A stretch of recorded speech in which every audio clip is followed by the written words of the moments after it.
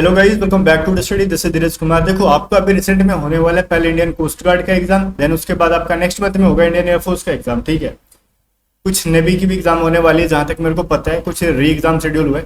इन सभी एग्जाम्स के अंदर ना आपको हर एक शिफ्ट में एक ईडीएम देखने के लिए मिल जाता है।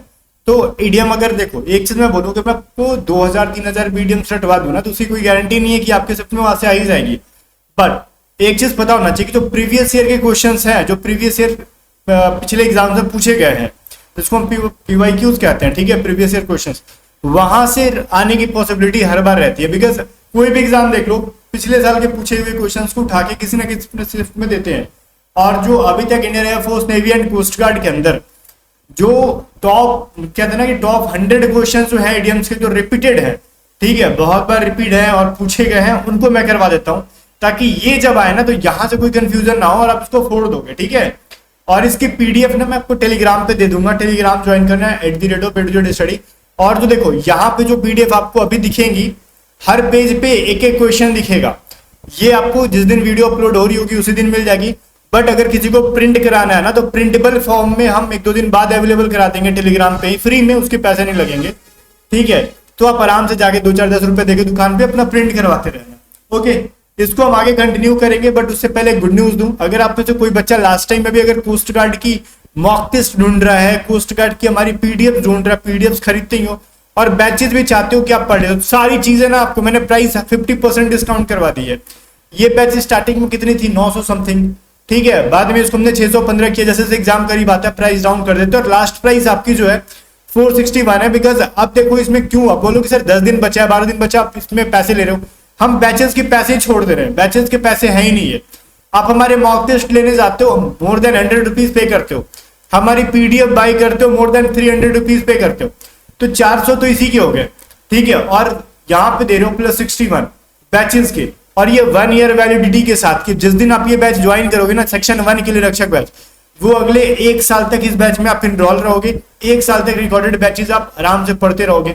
इसमें की सारी पीडीएफ आपके ऐप पे रहेंगी, स्टडी ऐप पे, आप आराम से इसको पीडीएफ से प्रैक्टिस करते रहोगे। ठीक है, इसके लिए आपको क्या करना है, एटीट्यूड स्टडी ऐप का लिंक डिस्क्रिप्शन में जाके ज्वाइन कर लेना है। ठीक है, अगर किसी को स्पेस वॉरियर बैच में ज्वाइन होना है तो इसकी भी प्राइस हमने डाउन करवा दी है, 462 रुपीज इसकी भी करवा दी है, 462 रुपीज ही है इसकी भी, कोस्ट गार्ड वाले की भी, दोनों की प्राइस सेम करा दी गई है। और दोनों की देखो वैलिडिटी 1 ईयर ही है। जिस दिन आप ज्वाइन करोगे ना, उससे अगले साल तक, 1 साल तक ये बैच आपके पास रहेगा, रिकॉर्डेड बैचेस रहेंगे।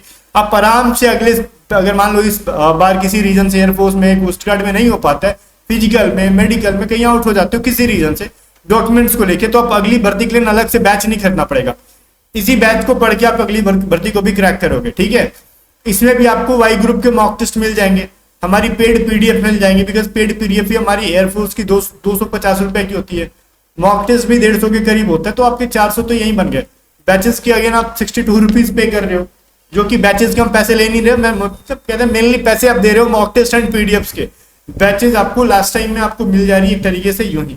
तो इसके लिए क्या करना है, एटीट्यूड स्टडी ऐप डाउनलोड करना है, लिंक डिस्क्रिप्शन में। अगर ऐप पे आपको पेमेंट करने नहीं आ रहा है, कुछ भी डाउट है कोस्ट गार्ड या फिर एयरफोर्स की बैच को लेके, तो आप व्हाट्सएप करके पूछ सकते हो। व्हाट्सएप नंबर है 7279047787। ठीक है, हमारी टीम मेंबर आपको बताएगी। और देखो इसके अंदर ना हम आपको कराएंगे टॉप 100 जो ईडीएम्स, और नेक्स्ट जो आएगी आपकी ईडीएम के बाद वन वर्ड भी आएगी, सिनोनिम्स भी आएंगे, एंटोनिम्स भी आएंगे, सब चीजें मैं कराऊंगा, टेंशन ना। मैंने कहा था जब मैं स्टार्ट हो जाऊंगा ना, तो फिर खत्म नहीं होगा आपके एग्जाम तक। फिश आउट ऑफ वाटर, देखो फिश से रिलेटेड मैं आपको 2 चीजें बताऊं। 2 चीजें क्यों, क्योंकि लगता है ना दोनों पढ़ने में एक जैसा है। ठीक है, एक तो है फिश आउट ऑफ वाटर, और एक ऐसा ही सुनने में लगता है ना कि फिश इन ट्रबल्ड वाटर। ठीक है, अब इसको देखो मैं आपको समझाता हूँ। एक चीज और समझो, यहाँ पे एक चीज और क्या होता है। एक तो हमने पढ़ा फिश आउट ऑफ वाटर, दोनों में फर्क समझना क्या है, और एक होता है ना फिश इन ट्रबल्ड वाटर। अब दोनों देखना, थोड़ी सी मैं साफ साफ लिखता हूं, बहुत गंदी हैंड राइटिंग है मेरी। ठीक है, मैं ये चीज एक्सेप्ट करता हूं और मैं इसको सुधार भी नहीं सकता। ठीक है, ट्रबल्ड वाटर ये यू है। ठीक है, ये एक ईडियम है, इसका मतलब भी क्या होता है और इसका मतलब क्या होता है, मैं दोनों चीजें समझाता हूं, आप अभी समझ जाओगे।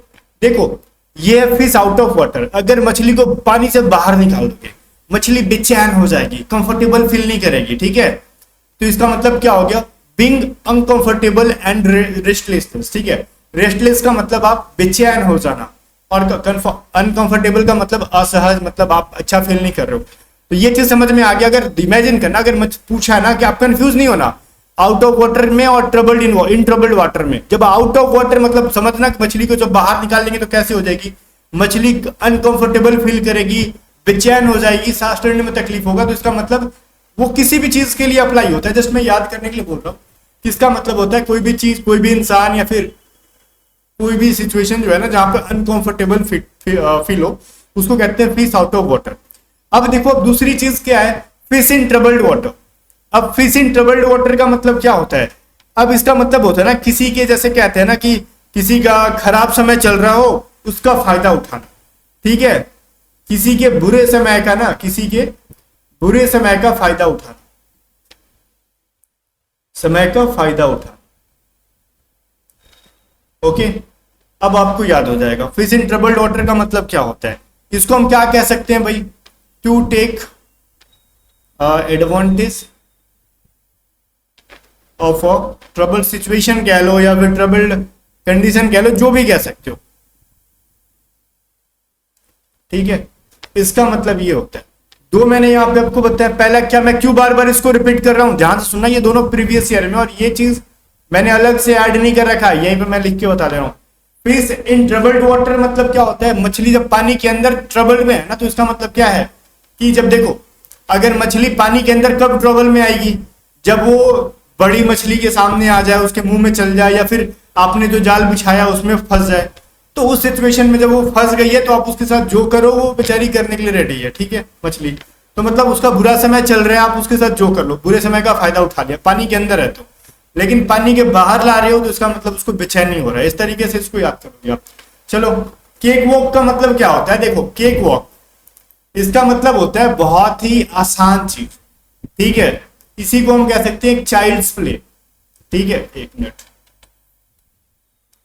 इसी को यहां पे मैं एल लिखना भूल जा रहा हूं, चाइल्ड्स प्ले, इसी का मतलब वो भी होता है बहुत आसान, ठीक है, काम हो या जो भी हो बहुत आसान। इन दोनों दो इडियम्स अलग अलग है, दोनों का मतलब सेम होता है।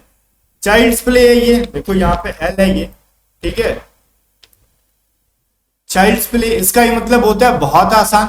और एक होता है केक वॉक, केक वॉक का भी मतलब क्या होता है, समथिंग इजी, जो बहुत आसान है, ठीक है। किसी के लिए इंग्लिश बहुत आसान है, किसी के लिए मैथमेटिक्स आसान है, किसी के लिए रीजनिंग आसान है, वगैरह वगैरह चीजें, ठीक है।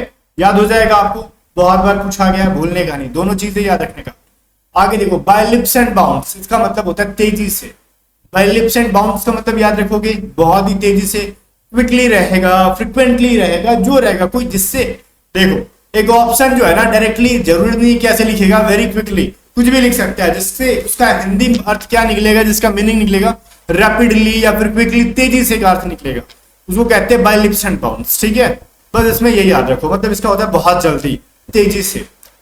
ओके, फोर्थ में बिटवीन साइला एंड चैरिबिट्स। अब इससे रिलेटेड मैं दो चीजें समझाता हूं आपको। इसमें क्या दो चीजें समझाऊंगा, जैसे मैं पहले दो बता रहा था इडियम, जिसका एक ही मतलब होता था, अब मैं आपको अलग अलग याद कराऊंगा तो बाद में लगे करना, अच्छा ऐसा तो किसी और को भी सुना था, तो मैं साथ में करवा देता हूँ, ताकि किसी और को सुना था ना, ये नौबत ही ना आए कि कहाँ सुना था हमने, यहीं के यहीं सुन लो।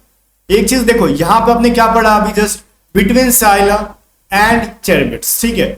अभी एक चीज और पढ़ोगे ना आप, यहाँ पे बिटवीन से रिलेटेड ही अगर किसी ने पढ़ा है ना तो दिमाग में लाओ मैं क्या बोल रहा हूं, between the devil and the deep सी, पढ़े हो आप, डी एंड द डीप सी बोल लो या फिर डीप ब्लू सी कह लो, दोनों चीजें वही है, ठीक है।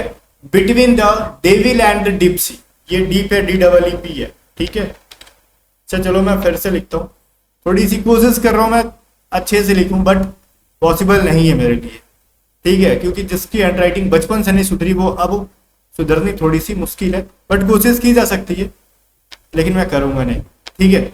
द डीप ब्लू सी कहो या फिर सी कहो, जरूरी नहीं कि ब्लू सी रहेगा, कहीं कहीं यही रहेगा, जिसका मतलब भी यही होता है, ठीक है।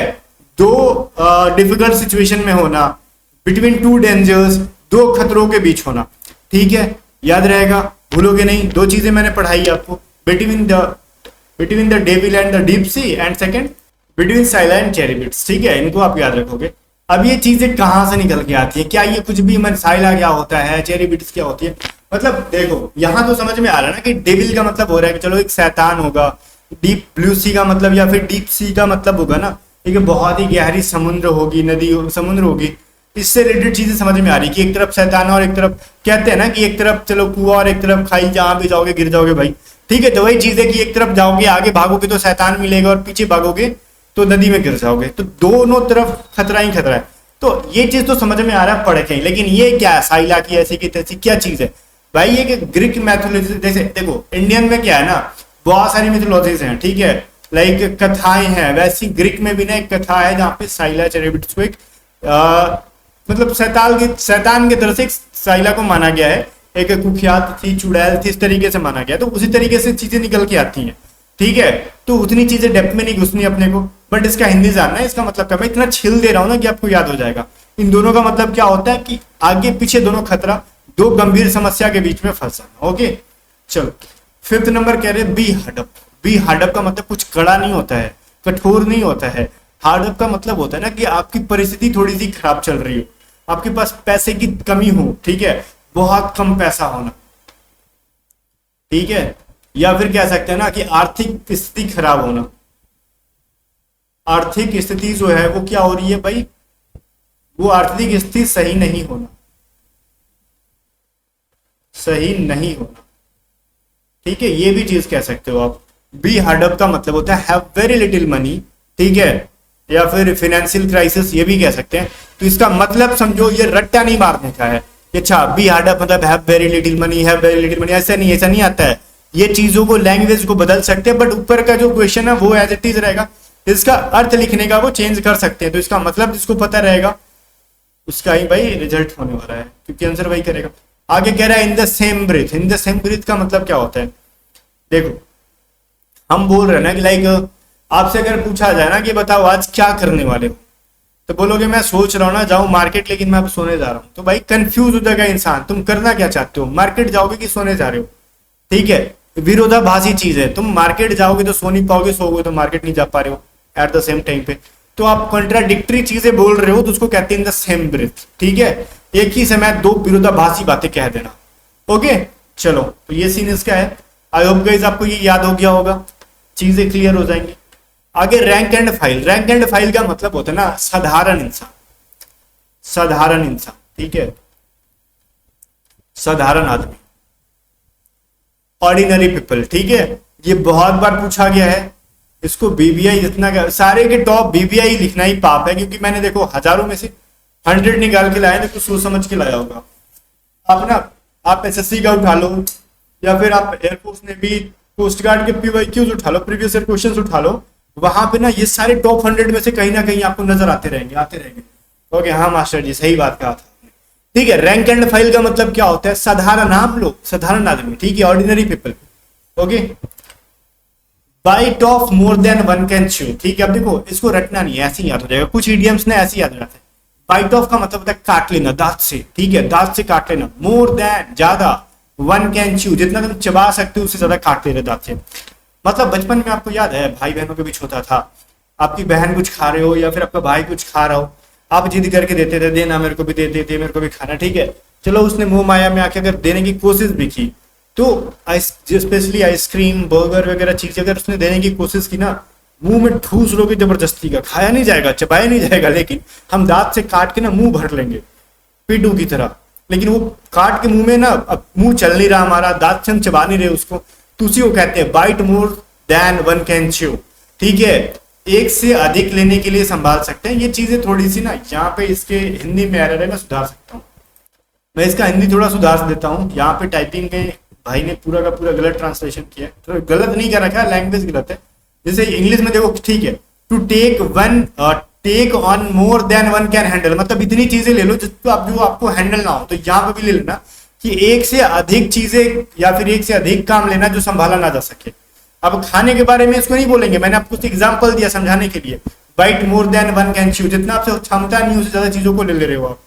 तो कहते हैं ना, एक या एक से अधिक चीजों का या फिर काम को ले लेना जो कि संभालना मुश्किल हो। तो इसको मैं थोड़ा सुधार देता हूँ इसकी टाइपिंग को। चलो चीजें ठीक हो गई है यहाँ पे। इसको कह सकते हो क्षमता से ज्यादा जिम्मेदारी या फिर काम को ले लेना। ओके, याद हो गया आपको। आगे कह रहा फाउल प्ले। फाउल का मतलब क्या होता है, ये चीज बताओ।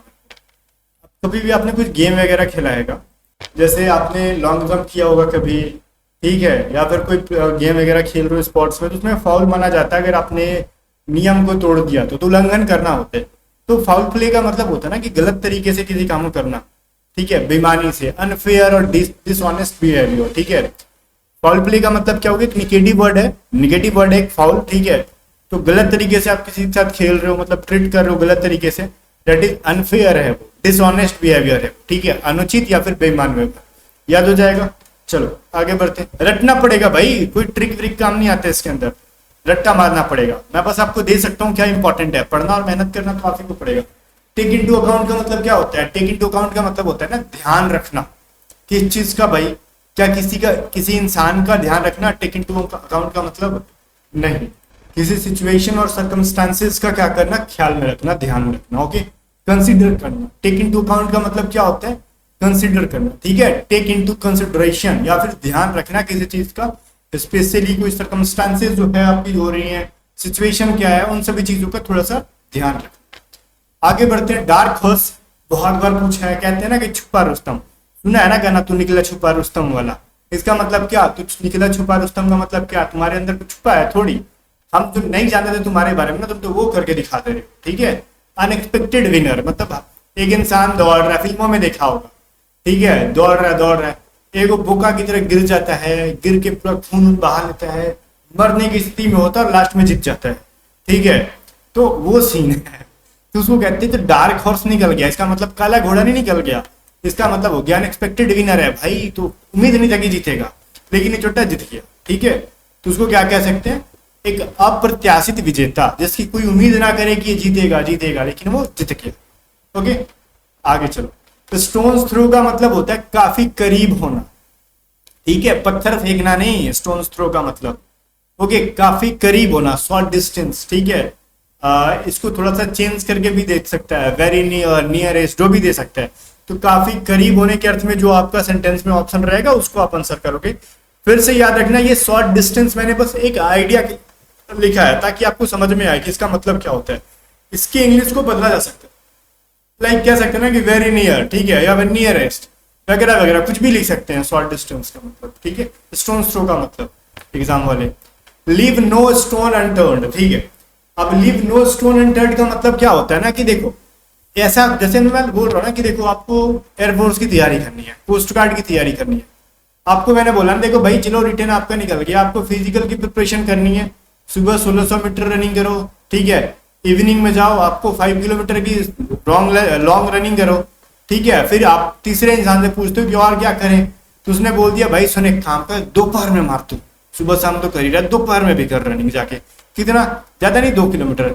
आप सबकी सुन सुन के ना, हर मतलब कोई भी ऐसी चीज नहीं है ना जिसको आपको लगता है कि ये करने से हो जाएगा, वो करने से हो जाएगा, सब चीज किए जा रहे हो। दैट इज कॉल्ड क्या, लिव नो स्टोन अनटर्न्ड। ऐसा कुछ भी नहीं है ना कि जो आप छोड़ रहे हो, आपको सफलता के लिए आप हर चीजों पे, हर मेहनत पे, क्या हर चीजों के लिए मेहनत कर रहे हो, तो हर संभव प्रयास करना, ठीक है। मैंने तो गलत तरीके से बोल दिया, ऐसा कुछ होता नहीं कि सुबह शाम 3 बार रनिंग करो, जस्ट मैं एग्जाम्पल दे रहा हूँ, वैसा कभी गलती से भी मत करना, बस सुबह में रनिंग करो सफिशियंट होता है, ठीक है। मैंने एक एग्जाम्पल दिया जो कि आपके डेली लाइफ से रिलेटेड है, डिफेंस वाले हो तो डिफेंस वाले ज्यादातर यही करते हैं, ठीक है, वैसा मैंने बोला। तो लिव नो स्टोन अनटर्न्ड का मतलब वही होता है कि जो जितने भी पॉसिबल एफर्ट्स हैं, जिसको लगता है कि ये करने से हो सकता है, वो करने से होता है, हर चीज को कर दो, ओके। 14 नंबर कह रहा है टाइट कॉर्नर। टाइट कॉर्नर का मतलब होता है डिफिकल्ट सिचुएशन, समझ में आ जा रहा होगा ऐसे, ये तो टाइट कॉर्नर, डिफिकल्ट सिचुएशन, मुश्किल स्थिति, मुश्किल घड़ी, जो भी है। आगे बढ़ते हैं। Nip in the bird. Nip in the bird का मतलब क्या होता है, आरंभ में ही नष्ट कर देना, जल्दी नष्ट कर देना। कहते हैं ना कि सर उठाते सर कुचल दो, फिल्म में आपने सुना होगा, तो सर उठाते सर कुचल दो, क्या मतलब, सो के कोई उठ रहा है, सर उठा रहा है, मार के कुचल दो, वैसा नहीं। अगर किसी के अगेंस्ट कोई इनिशियल स्टेप ले रहा है ना, उसी समय उसको खत्म, रफा दफा कर दो, ठीक है। तो आरंभ में ही नष्ट कर देना, जल्दी नष्ट कर देना, अलग अलग लिखा रहता है, ठीक है, कहीं लिखा रहेगा सर उठाते ही सर कुचल दो वगैरह वगैरह, इसका हिंदी, बट मीनिंग वही होता है डिस्ट्रॉय अर्ली स्टेज में ही इसको खत्म कर दो, ओके। अगर किसी को मान लो लोहे मतलब इंजेक्शन टिटनस के, मान लो कोई जंग लगा, लोहा गड़ गया, चुभ गया, तो उसके लिए है ना टिटनस का इंजेक्शन ले लो ना, काहे वेट कर रहे हो, टिटनस होगा। निप इन द बड करो, मतलब स्टार्टिंग में जाके टिटनस का इंजेक्शन ले लो, अर्ली स्टेज में ही खत्म कर दो उसको, एग्जाम्पल से समझ में आ गया। कूल एज अ कुकुम्बर, ठीक है, मतलब बहुत ही ठंडा होना नहीं, इसका मतलब होता है बहुत ही शांत होना, रिलैक्स होना, ठीक है। कूल एज अ कुकुम्बर का मतलब होता है शांत होना, एकदम कूल से ही समझ में आ रहा है ना, ठंडा ठंडा cool cool. But sometimes cool से रिलेटेड ऐसा नहीं है, इसकी अलग भी अर्थ निकलती है, बट कुछ इडियम्स में कूल वर्ड आएगा तो मैं आगे बताऊंगा। But cool as a cucumber का मतलब फिलहाल होता है काम एंड रिलैक्स, ठीक है। तो कूल जहां जाए इसका मतलब काम एंड रिलैक्स मत समझ लेना आप लोग। जैसे एक इडियम होता है ना कोल्ड रिसेप्शन, तो इसका मतलब ये नहीं कि वहां पर भी हो गया शांत होना। कोल्ड रिसेप्शन का वो मतलब नहीं होता है। कोल्ड रिसेप्शन का मतलब होता है बहुत ही मतलब खुले दिल से किसी की मेहमान नवाजी नहीं करना, ठीक है। जैसे घर में मेहमान वगैरह आ रहे हैं ना, तो आप पूरा खुल के किसी का स्वागत करते हो, और किसी को क्या कहते हैं वार्मली, एकदम हम क्या कर रहे हैं, वेलकम कर रहे हैं, वार्म वेलकम, वो अलग चीज हो गया, एकदम पूरे दिल के साथ वेलकम कर रहे हैं। और एक होता है कोल्ड रिसेप्शन, मतलब आ चल ठीक है आ गया, बैठ जा, जाके उधर बैठ जा, ठीक है। वो ज्यादा इंटरेस्ट वगैरह नहीं ले रहे होते हैं, उसको कहते हैं हम लोग कोल्ड रिसेप्शन। लेकिन ये चीज बिल्कुल भी अलग है। कूल एज ए ककम्बर का मतलब होता है शांत होना, तनाव मुक्त होना। जो मैंने बोला ना अभी, उसको नोट डाउन कर लेना, मैंने यहाँ पे लिखा नहीं है। इजी मनी का मतलब क्या होता है, जो पैसे जनरली आसानी से मिल जाते हैं वो गलत तरीके से मिलते हैं, ठीक है। किसी को छुड़ा घोप के पैसे छीन लो, वो आसान है, मेहनत नहीं। कहो कि छुड़ा घोपने में तो मेहनत है, फिर भी इजी है भाई। 12 घंटे काम नहीं किए, दिन भर सोए, रात को उठे, रास्ते में पकड़ के घुसा दिए, छुड़ा पैसा निकाल लिया, डेट इज इजी मनी। तो गलत तरीके से कमाया हुआ पैसा, अवैध तरीके से कमाया हुआ पैसा, ठीक है, ये सारे पैसे को कहते हैं हम लोग इजी मनी। बात समझ में आ गया। Make money without much effort में भी इलीगली, जनरली ये इलीगली तरीके को ही डिनोट कर रहा होता है इजी मनी, ठीक है। अवैध तरीके से कमाई को ही कहते हैं हम लोग इजी मनी। बहुत अधिक प्रयास के बिना, ठीक है, बहुत अधिक प्रयास के बिना कमाए हुए पैसे या फिर अवैध रूप से कमाए हुए पैसे इजी मनी कहते हैं। आगे to bury the hatchet, hatchet का मतलब क्या होता है ये कहोगे, हमको क्या पता है, कुल्हाड़ी होता है, ठीक है। कहोगे ए महाराज क्या बोलते हो, कुल्हाड़ी होता है। एक्स मनी का होता है, हाँ उसका ही मतलब भी होता है कुल्हाड़ी, लेकिन इसका ही मतलब होता है हैचेट का मतलब भी कुल्हाड़ी होता है। अब कुल्हाड़ी को ले जाके दफन कर दे रहे हो मिट्टी में, इसका मतलब क्या है। जनरली कुल्हाड़ियों का यूज ना लकड़ी काटने के लिए होता था, लेकिन इसका मतलब हो रहा है अगर किसी से आप लड़ाई झगड़ा कर रहे हो, कुल्हाड़ी उठा ले जाते थे, क्या तेरा सर काट देंगे। लेकिन एक दिन डिसाइड किया रामू एंड सामू ने, देख भाई लड़ाई झगड़ा में कुछ है नहीं, पढ़ाई वढ़ाई कर ले, तू ले जाए एयरफोर्स की नौकरी, हम ले जाएंगे एनडीए की नौकरी, ठीक है, या फिर तू ले जाए एयरफोर्स की, मैं ले जाऊँ नेवी की वगैरह वगैरह चीजें। तो कुल्हाड़ी जो इतने दिन से मारा मारी करते, चल इसको गार्डन में लाके दफन कर देते हैं, मतलब शत्रुता खत्म कर देना, ठीक है, to end a quarrel, okay, याद हो जाएगा। एक झगड़ा समाप्त करने के लिए या फिर झगड़ा समाप्त कर देना। बरी द हैचेट का मतलब, बरी का मतलब दफन कर देना। टू फाइट साई ऑफ, ठीक है, फाइट साई ऑफ का मतलब होता है किसी चीज को टालते रहने की आदत, ठीक है। आपकी मम्मी कहती जा भाई तेरा एग्जाम हो गया, फिजिकल होगा, जा दौड़। अच्छा मम्मी जाएंगे, कल से जाएंगे, ठीक है। जा भाई अगले महीने दूसरी एग्जाम है, पढ़ ले। अच्छा मम्मी कल से पढ़ेंगे, आज खेल लेने दो free fire, BGMI, call of duty, खेल लेने दो ना, कल से पढ़ेंगे। चीजों को टाल रहे हो, मम्मी बोल रही है जाके गेहूं पिसवा के ला रहे, अच्छा ठीक है मम्मी जाएंगे सबको। तो इस तरीके से चीजों को जो टालने की आदत है ना, तो कहते हैं फाइट साई ऑफ, ठीक है, to fight shy of. Try avoid something, किसी भी चीज को बार बार ना बाद में कर लेंगे, बाद में कर लेंगे, उसको कहते हैं fight shy of, okay. 20 number कह रहे हैं keep someone's at arm's length. अब देखो आर्म्स लेंथ का मतलब, आर्म्स मतलब क्या होता है आपका, बाहें, ठीक है, बाहें मतलब जनरली हाथ, ठीक है, एक हाथ की दूरी पे रखना, लेंथ मतलब वही दूरी, एक हाथ की दूरी पे, कीप समवन, एक हाथ की दूरी पे रख रहे हो किसी इंसान को, मतलब उससे दूरी बनाए रख रहे हो। दोस्त होता तो कंधे में उसके मतलब गर्दन, उस कहते हैं ना गर्दन में हाथ लगा के चल चल चल घूमने चल। लेकिन अगर दोस्ती नहीं है तो उसको दूरी बना के रखते हैं। तो दूरी बना रहे हो ना, तो इसका मतलब वही है किसी के साथ ज्यादा दोस्ताना नहीं होना, दोस्ताना होने से बचना, दोस्ती करने से बचना, that is avoiding being friendly with someone, ठीक है, या फिर avoid being friendly with someone, किसी से ज्यादा दोस्ती वगैरह करने से बचने को कहते हैं हम लोग, यही जो मैं आपको पढ़ा रहा हूँ, keep someone eight arm's length. याद रहेगा आपको, चीजें काफी आसान है, बहुत ज्यादा डिफिकल्ट नहीं है, बशर्ते कि आप किस तरीके से इसको पढ़ते हो, वो चीजें बहुत इंपॉर्टेंट है। हाँ, अ ग्रीन हॉर्न का मतलब क्या होता है, अ ग्रीन हॉर्न। अब बोलोगे क्या, उसका हॉर्न जो गाड़ी का होगा वो हरा होगा, या फिर किसी का सिंग वगैरह हरा होगा। हरा सिंग नहीं होता भाई, ठीक है। तो इसका मतलब होता है कि इंसान जो अनुभवहीन हो, जिसको ज्यादा अनुभव ना हो, ठीक है, तो कम अनुभव वाला हो, एक्सपीरियंस ना हो, इनएक्सपीरियंस्ड हो, ठीक है। एक चीज मैं आपको यहाँ पे ना ट्रिक, छोड़ो हटाओ, ट्रिक की कोई जरूरत नहीं है, ऐसे भी याद हो जाएगा, ठीक है। फिर आगे बढ़ते हैं हम लोग। याद है ना, ग्रीन हॉर्न का मतलब क्या होता है, अनुभवहीन, ज्यादा उसको अनुभव नहीं है, ठीक है। स्टिकी फिंगर्स का मतलब क्या होता है? क्या स्टिकी का मतलब चिपका रहना, फिंगर्स का मतलब उंगली, तो उंगलियों का चिपका रहना थोड़ी होता है स्टिकी फिंगर। इसका मतलब होता है ना, एक इंसान है ना, कहता है ना कि आज हम चोरी छोड़ देंगे, लेकिन जहां उसको महंगी चीजें दिखती है फटाक से पकड़ लेता है, चल इसको चुराते हैं, बहुत अच्छी है, महंगी है, बिकेगी, आज का ना काम निकल जाएगा छुट्टा मारने का, ठीक है, वगैरह वगैरह चीजें। तो उसको कहते हैं sticky fingers. An inclination to steal, ठीक है, एडिक्शन टू स्टील, ठीक है, क्लिप्टोमानिया, ठीक है ना। तो ये सभी चीजें हम कहते हैं चोरी करने का लत। वन वर्ड में मैं आपको पढ़ाऊंगा क्या होता है क्लिप्टोमानिया। एक वर्ड होता है क्लिप्टोमानिया, इसका मतलब होता है ना चोरी करने का लत होना, ठीक है। मैं यहाँ पे लिख देता हूं, बोलोगे फिर इतना गंदा लिखे हो महाराज, क्लिप्टोमानिया, ठीक है। इसका मतलब होता है चोरी करने का लत होना किसी को, उसको कहते हैं स्टिकी फिंगर्स, ठीक है। याद रहेगा, बहुत बार एग्जाम में पूछा है तो ना, याद रहना चाहिए। 23 कह रहा है प्ले विथ फायर। अब आग के साथ खेलोगे तो आपको मजा तो नहीं आएगा, ठीक है। कपड़ा जल के चमक तो नहीं जाएगा, मतलब खतरनाक काम है ये, रिस्की चीज है, डेंजरस चीज है, तो खतरनाक करना, ठीक है। Do something dangerous, do something risky, वगैरह वगैरह जो भी रहेगा, मतलब कुछ खतरा से रिलेटेड एक ईडीएम है, ये याद रखना, प्ले विथ फायर्स, ठीक है। आगे चलो, ये तो इजी है। ब्लो योर ऑन ट्रम्पेट, इसका मतलब क्या हुआ? कहते हैं ना कि अपने मियाँ मुंह मिट्ठू, ठीक है, अपना राग अलापते रहना। जानते हो हम यहाँ गए थे ना तो हमने ऐसे किया था, हमने वैसे किया था, हमारे दादाजी के पास ऐसा था, हमारे पिताजी के पास वैसा था। अरे तुम क्या हो भाई, तुम अपना बताओ ना। जो अपना ही राग अलापे ना, उसको कहते हैं ब्लो योर ऑन ट्रम्पेट। खाली अपने बारे, अपने गुणों के बारे में बकबक करते रहता है, ठीक है।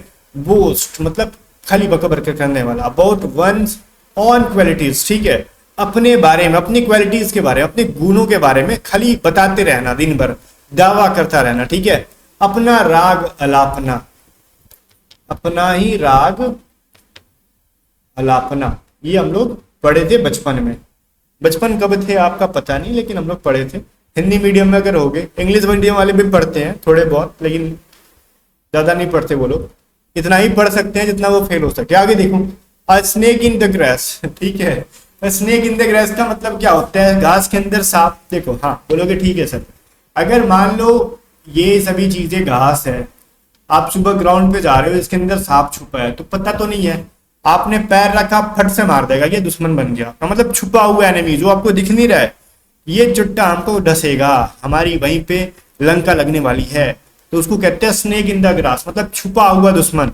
अब वो सच में सांप नहीं होता, इसका मतलब मैंने समझाने के लिए कोशिश किया कि अगर घास के अंदर छुपा हुआ सांप डस ले तो आपको दुश्मन ही हुआ ना, लेकिन उसके बारे में आपको पहले से पता नहीं था।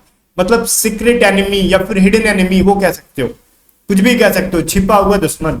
ओके, आगे बढ़ो। Smooth sailing, that is easy progress. अगर मान लेते हैं, आपने देखा होगा किसी के पिताजी शॉपकीपर होंगे, या फिर किसी के दोस्त के पिताजी होंगे, या फिर कोई फ्रेंड होगा, या फिर आप खुद होगे, या फिर अड़ोस पड़ोस के होंगे, या फिर कभी दुकान पे आपने गया होगा तो देखा होगा कुछ लोग सामान लेके बैठते हैं बेचने के लिए। फलाना इंसान कह रहा हो 10 रुपए किलो, तो ये कहता है अच्छा बेटा तू 10 रुपए किलो बोलेगा, आजा भाई 8 रुपए किलो ले जा, 8 रुपए किलो। सारे लोग आके फटाफट फटाफट खरीद लेते हैं, कितना आसानी से उसका प्रगति हो गया, सब चीज बिक गया। मतलब स्मूथ सेलिंग, ठीक है, आसान प्रोग्रेस, ठीक है, आसान से प्रगति, जो काम बहुत ही आसानी से हो जाए उसको कहते हैं स्मूथ सेलिंग। ओके ना, आगे बढ़ते हैं। फिर कह रहा है बी बॉन्ड with silver spoon in one's mouth, ठीक है, वो नहीं है यहाँ पे, बी है। बी बॉन्ड मतलब जन्म लेना, विद अ सिल्वर स्पून मतलब चम्मच, एक चांदी के चम्मच से, वंस माउथ उसके मुंह में एक चांदी का चम्मच है, तो चांदी के मुंह में, देखो मुंह में चम्मच लेके थोड़ी कोई पैदा होता है। इसका मतलब होता है ना, एक बच्चा जिसके घर में उसको दूध भी पिलाया जा रहा है तो चांदी के चम्मच से पिलाया जा रहा है, ठीक है, चंदा मामा दूर के वगैरह वगैरह बोल बोल के उसको चांदी के चम्मच से दूध पिलाया जा रहा है। तो बहुत अमीर लोग ही चांदी के चम्मच से पिलाएंगे, हम और आप जैसे, या फिर आप में अगर आप अमीर होंगे तो अच्छी बात है, हम तो गरीब लोग हैं, ठीक है, तो हम लोग तो नहीं कर पाएंगे छोटे छोटे बच्चों को चांदी के चम्मच देते रहे, ले ना पी ले, आज तू आज चांदी के चम्मच से पिएगा, थोड़ा सा बड़ा होगा कहेगा सोना का दे, अगली बार कहेगा हीरा का दे, चाट के खत्म हो जाएगा, फिर इतनी भी अमीरी क्या दिखानी है, ठीक है। तो इसका मतलब क्या हुआ, be born with a silver spoon in one's mouth, मतलब अमीर घर में पैदा होना। ये सारी चीजें मैं आपको याद करने के लिए बोल रहा हूँ, ठीक है, कि चांदी के चम्मच लेना वगैरह वगैरह चीजें तो इससे याद हो जाएंगी फटाक से। कभी कभी वाहियात बातें भी ना दिमाग में बैठ जाती है, ये इंसान बड़ा वाहियात बातें करता है लेकिन बड़ा काम का होता है। To be born in a rich family, ठीक है, अमीर घर में जन्म लेना। आगे बढ़ते हैं। बेक एंड कॉल का मतलब क्या होता है? हमेशा तत्पर रहना। जनरली हम पापा लोग की बात नहीं मानते हैं, मम्मी पापा लोग की बात नहीं मानते। अगर घर में दादा दादी हो ना, तो बुलाते हैं ना कि तुम इधर आओ, बाबू इधर आओ, तो फटाक से दौड़ के जाते हैं, ये काम है तो कर दो, ठीक है, तो वो कर देते हो आप। दादी जी बोलेंगी कर देते हो आप, मम्मी पापा करेंगे ठीक है मम्मी बात में करेंगे यार, यही चीज है। तो दादा दादी के लिए हम लोग हमेशा बैक एंड कॉल करते हैं, मतलब हमेशा हर आदेश को मानने के लिए तैयार रहते हैं, ठीक है। तो उसको कहते हैं ready to obey order instantly. Instantly का मतलब फटाफट, ठीक है। ओबे का मतलब पालन करना, आदेश पालन करना, तुरंत आदेश पालन करने को कहते हैं बैक एंड कॉल। ओके, आगे चलो। Bolt from the blue. Bolt from the blue बहुत बार पूछा गया सवाल है। इसका मतलब होता है ना, आपको पता नहीं कि आपकी लाइफ में समस्या आने वाली है। एक ज्योतिषी बाबा ने बोल दिया ना कि ना तुम्हारे लाइफ में ना आगे से अप्सराएं आने वाली है, और घर जाते जाते पता चलता है कि एक चुड़ैल भी नसीब ना हो। घर जाते जाते बर्तन धो रहे हो आप, ठीक है, किसी भी रीजन से, या फिर घर जाते जाते कुछ गलती है सुन ली है, पड़ोस वालों ने कर दी है, घर वाले लेके तोड़ रहे हैं आपको तो ये सभी चीजें कभी कभार अप्रत्याशित चीजें हो जाती हैं, हमको पता नहीं होता, हमने 2-3 दिन पहले क्या कांड कर रखा, हमारे घर में पता चल जाता है। घर जाते जाते तोड़ाई शुरू हो जाती है, लोग मारते नहीं है, तोड़ना शुरू कर देते हैं घर वाले आजकल। तो उसको कहते हैं अनएक्सपेक्टेड प्रॉब्लम। मतलब आपकी लाइफ में ऐसी कोई प्रॉब्लम जो आपको पता नहीं वो आने वाली है, अचानक से आ जाती है, तो उसको कहते हैं अप्रत्याशित समस्या। ओके, ब्रेक द आइस का मतलब क्या होता है? क्या वो तोड़ दो, बर्फ को तोड़ दो नहीं। मान लो पार्टी फंक्शन में गया हो ना, तो अचानक से सब लोग शांत हैं और मैं जाता हूँ ना, तो मैं बोलता हूँ अरे भाई कैसे हो, चीजें ठीक चल रही हैं, तो सामने वाला भी बोलना शुरू कर देगा, इस तरीके से सब बात करना शुरू कर देंगे। ओके, तो उसको कहते हैं break the silence to start a conversation. यहाँ पे अ के बाद में एक स्पेस चाहिए था, जो कि स्पेस है नहीं, और मेरे को चुल मच रही है, बिना स्पेस ना दिए मैं आगे बढ़ने वाला हूं नहीं। वेट अ सेकेंड, ठीक है, मैं इसका एक स्पेस दे ही दूं। कहाँ गया भाई, एक सेकंड में इसका स्पेस दे देता हूं, मिल गया। चलो हो गया आपका स्पेस, ये अब ठीक लग रहा है। टू स्टार्ट ए कन्वर्सेशन, ठीक है। अब इसको कैसे याद करेंगे भाई, ब्रेक द आइस। इसको ब्रेक द आइस का मतलब देखो, स्कूल टाइप में आपने कुछ बदमाशियां की होंगी, जैसे मैं करता था जनरली, पता है क्या, जब सर की पीरियड्स खत्म हो रही होती थी ना, कि सर मतलब पीरियड्स मतलब उनकी टाइम पढ़ाने वाली, ठीक है, तो वो अब सर को जाना होता था, लेकिन वो कमीने लोग जाते नहीं थे, ठीक है, परेशान करके रखते, स्पेशली हिस्ट्री वाले मास्टर जी, वो अपने जो बाबर अकबर और टिप्पू सुल्तान में घुस जाते थे ना, तो घुस जाते थे। अब लास्ट में पता है, जब बेल बज गई है, वो जा नहीं रहे, तो हम अपना जूता बजाना शुरू कर देते थे। जब सब कोई शांत रहता था ना, जब हम अपना जूता बजाएंगे ना, तो सर समझ जाते, सब लड़के लोग उठने लगते थे, अच्छा मतलब टाइम हो गया जाने का। तो इस तरीके से क्या होता था, पूरे के पूरे चुप्पी को तोड़ देते थे, सब कुछ इतना से शांत था। अपने हरकत से ना साइलेंस को आपने तोड़ दिया जब जाएंगे, मतलब पैरों को घिसने लगते थे बच्चे। मैंने बहुत सारी क्लासेस में देखे हैं, मैं जब भी पढ़ाने एक बार गया भी था ना, तो मैंने देखा था वहां पे कि बच्चे इस तरीके की हरकतें करते हैं। स्पेशली उसको ब्रेक द आइस का मतलब होता है बातचीत शुरू करना, साइलेंस को तोड़ देना, कन्वर्सेशन को स्टार्ट कर देना। जब आप कन्वर्सेशन स्टार्ट करोगे, साइलेंस खत्म हो जाएगा ऑटोमेटिकली। 31 नंबर देखो, कह रहा है bone of contention. Bone of contention का मतलब क्या होता है? कंटेंशन का मतलब क्या होता है ये बताओ? विवाद, झगड़ा, ठीक है। बोन, झगड़े की हड्डी कितना फनी लग रहा है, झगड़े की हड्डी। कहा झगड़ों की भी हड्डी होती है, ठीक है। लोग सोच समझ के झगड़ा करते हैं, क्योंकि तोड़ने में मेहनत लगता है ना, तोड़ने में मेहनत तो लगता नहीं है, खुद की टूट जाती है, वो अलग चीज है झगड़े में। तो बोन ऑफ कंटेंशन का मतलब होता है जो झगड़े का कारण जो होता है, झगड़े की जड़, सब्जेक्ट ऑफ अ डिस्प्यूट, ठीक है, reason of a dispute, reason of a quarrel, कुछ भी दे सकते हैं आपके एग्जाम में, ठीक है, झगड़े का कारण। ओके ना, याद रखना। Hit the nail on the head, इसका मतलब होता है सही टाइम पे सही निशाना, या फिर सटीक निशाना लगना। याद रहेगा तो पढ़ के ही समझ में आ रहा है, पट से हेड शॉट गेम में आपने सुना है, पट से head shot. Hit the nail on the head मतलब एकदम सही समय पर सही काम करना। Okay, to do right thing at the right time. PUBG वालों ने सुना होगा ना, जब AWM खोल के स्कोप मतलब 6x या फिर 8x लगा के देते हैं हेडशॉट, तो बोलते हैं पट से हेडशॉट। हमने भी खेला था 2018-19 में बहुत ज्यादा, ठीक है, तो मेरे को याद है ये सभी चीजें। आ गया जो 33 नंबर देखो, मेक अ क्लीन ब्रेस्ट का मतलब क्या होता है? ये चीजें मैंने बहुत बार पढ़ाई है, सबको याद हो गया होगा। मेक अ क्लीन ब्रेस्ट का मतलब होता है सच कबूल लेना, ठीक है, सब कुछ कबूल लेना, कुछ भी छुपाना नहीं। To confess everything without reserve मतलब बिना कुछ छुपाए सब कुछ बता दे रहे हो। हाँ, हमने कल चोरी की थी, क्या चोरी की थी, तो पड़ोस की आंटी के घर से गुलाब का फूल तोड़ा था। ऐसे बचपनों में हमने हरकत की होती है, ठीक है।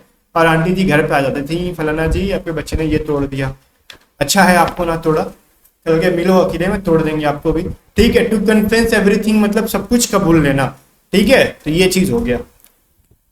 पॉइजन समवन ईयर्स, अब देखो किसी के कान में पॉइजन डालना, जहर डाल देना, इसका मतलब क्या, जहर लेके थोड़ी घूम रहे हो, किसी के कान में मिला पकड़ के डाल देंगे, ऐसा तो नहीं करेंगे। डालना हुआ तो दुश्मनों के मुंह में डाल देंगे, कान में क्या करेंगे डाल के, ठीक है। कल के हमारे वही मुंह में डाल देगा।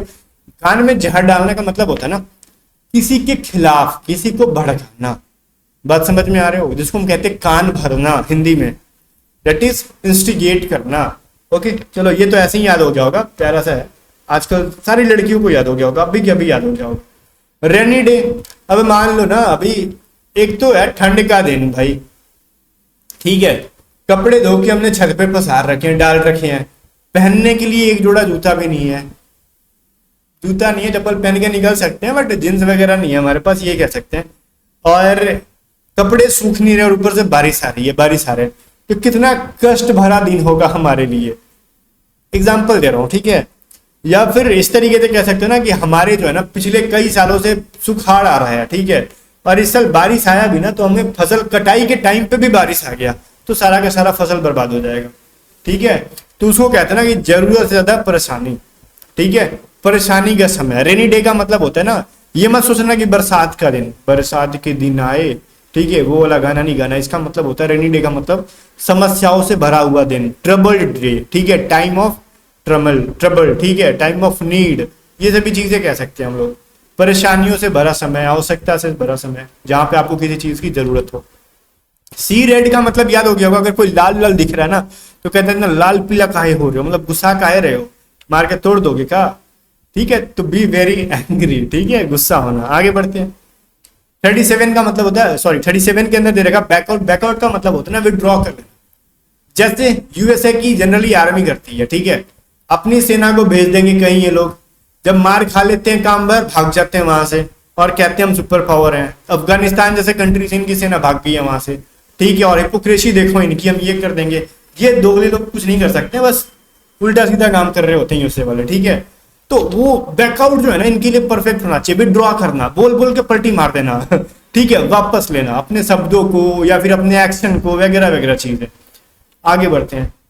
38 नंबर क्वेश्चन देखो क्या कह रहा है, have a chance of heart, इसका मतलब किसी क्या होता है, sorry have a change of heart, chance of heart नहीं, have a change of heart, इसका मतलब होता है दिल का बदल लेना। मतलब ये नहीं कि दिल ना लिया, दिल ना लिया, वो वाला चीज नहीं, ठीक है। इसका मतलब होता है ना दिल में बसा के रखो कि हमको ये काम करना है, लेकिन जब किसी से सुना ना कि भैया आर्मी की तैयारी करनी है लेकिन मारना पड़ेगा 5 मिनट के अंदर 1600 मीटर, तो कह रहे रहने दे भाई हम एयरफोर्स कर लेंगे 6.5 मिनट के अंदर, 7 मिनट के अंदर दौड़ लेंगे। तो आपने कंप्लीट अपना ओपिनियन बदल दिया, ठीक है। तो have a change of word का मतलब होता है अपनी राय बदल लेना, ना कि हाव भाव बदल लेना, एक दूसरे को दिल ले देके वो बोला ना, ठीक है। याद रखना, किसी की राय बदल लेना या फिर अपनी राय बदल लेना, that is have a change of heart. आगे, to sit on the fence, ठीक है, सिट ऑन द फेंस का मतलब क्या होता है, देखो दो लोग झगड़ा कर रहे हैं, A1 और AB, B1, A1 और B1, थर्ड इंसान आता है झगड़ा सुलझा रहा होता है। ये कहता है ना सुन भाई हमारी साइड हो जाए, ये कहता है हमारी साइड हो जाए, ये कहता है भाई जो सच्चा होगा या फिर झूठा होगा हम सच झूठ का फैसला करेंगे, किसी की साइड नहीं लेंगे हम, बिल्कुल भी। हम क्या करेंगे, सिट ऑन द फेंस, ठीक है, I will sit on the fence, मैं बिल्कुल भी किसी के पक्ष लेने से बचूंगा, ठीक है, I will sit on the fence, ठीक है। तो मतलब किसी का पक्ष नहीं लेना, निष्पक्ष रहना, अवॉइड टेकिंग साइड्स, ठीक है, किसी का पक्ष नहीं लेना। 40 नंबर कह रहा है कोल्ड कंफर्ट, ठीक है, कोल्ड कंफर्ट का मतलब होता है कम संतुष्ट होना, पूरी तरीके से संतुष्ट ना होना, ये चीजें आप समझ सकते हो। चलो आगे बढ़ते हैं। तो ये अच्छा कोल्ड रिसेप्शन का मैंने आपको बता दिया, अब यहाँ पे बताने की जरूरत नहीं पड़ेगी। कैट्सपॉ का मतलब क्या होता है, कैट्सपॉ का मतलब होता है निजी स्वार्थ होना, ठीक है। जैसे देखो आपने ना यूएसए को देखा होगा, मैं बार बार इसकी एग्जांपल क्यों लेता हूं ना, ये थोड़े से ऐसे ही काम करते हैं ये लोग। ओके, जैसे चाइना हो गया, यूएसए हो गया।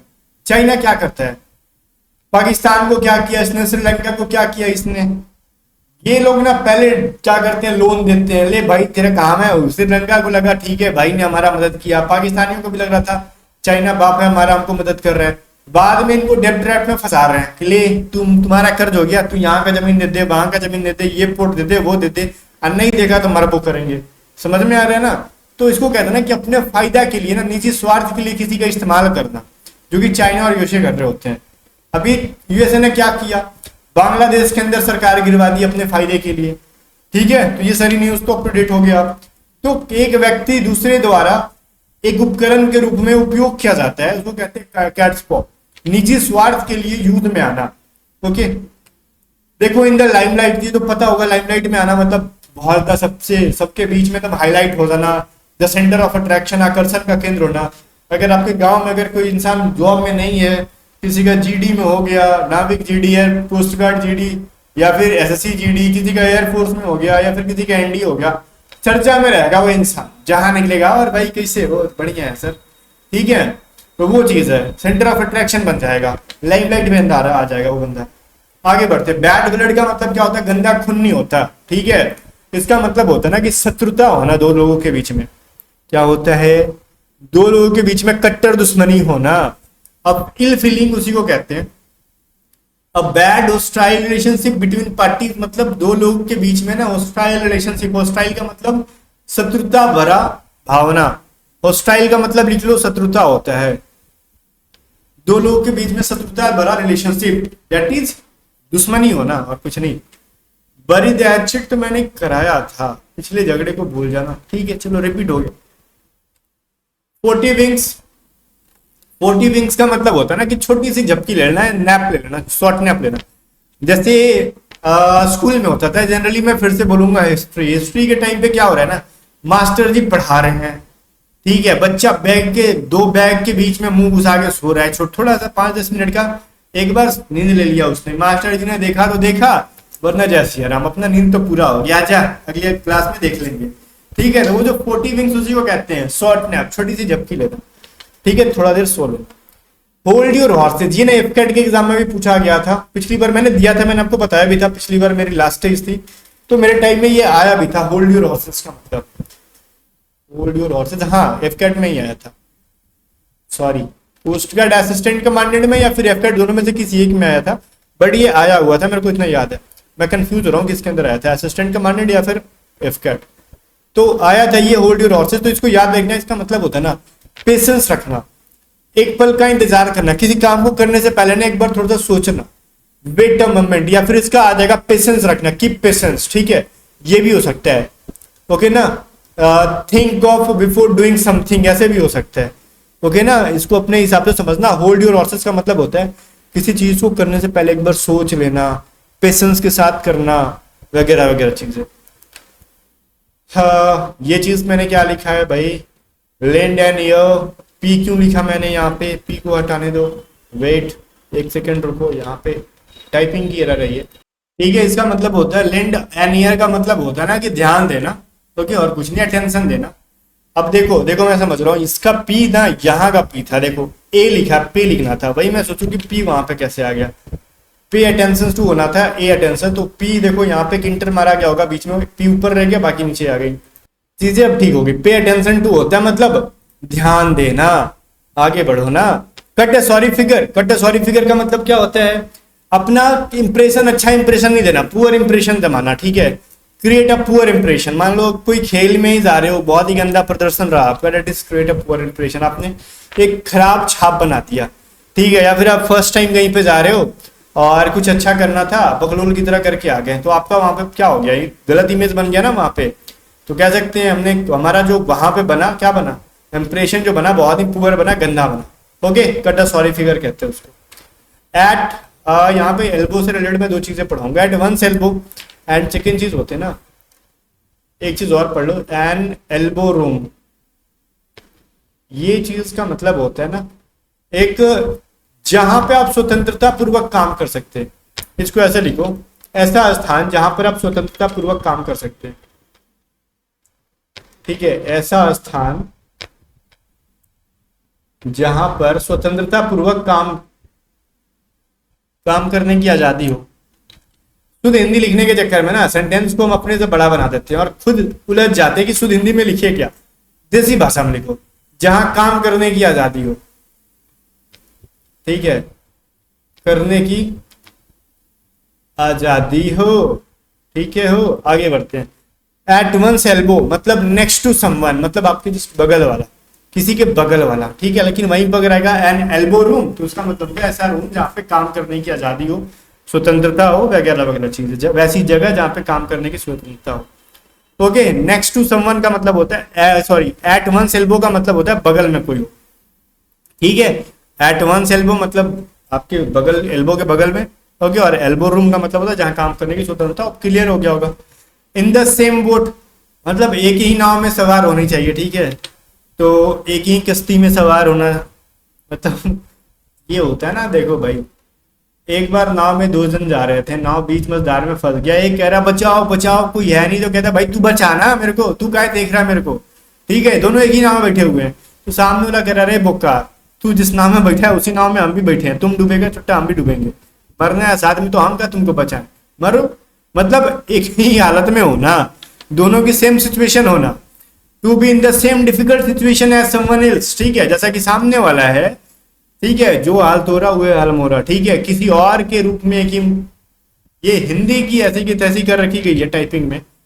ठीक है, मैं कोशिश करूंगा अगले बार थोड़ा सा स्ट्रिक्ट तरीके से बोलूं, चीजों को सुधार के लिखी गई। इसको सिंपल लिखो, एक ही मुश्किल स्थिति में होना। ठीक है, दो मतलब दो तीन लोग हैं, सब सारे के सारे सेम सिचुएशन में है। इन हाई स्पिरिट तो आपको याद होगा, बहुत द स्पिरिट है आपके अंदर, उत्साह है बहुत ज्यादा, वेरी हैप्पी एंड एक्साइटेड, बहुत खुश और उत्साहित। इजी है, पढ़ते पढ़ते याद हो गया होगा। कुछ चीजें बहुत इजी होती है, देखो अब ये है, इसको याद दिलवाने में, कि याद करवाने में टाइम लगेगा, खाली याद करवाने वाला चाहिए। अ स्टॉर्म इन अ टी कप, स्टॉर्म का मतलब क्या होता है, भयंकर तूफान, और एक चाय के प्याले में।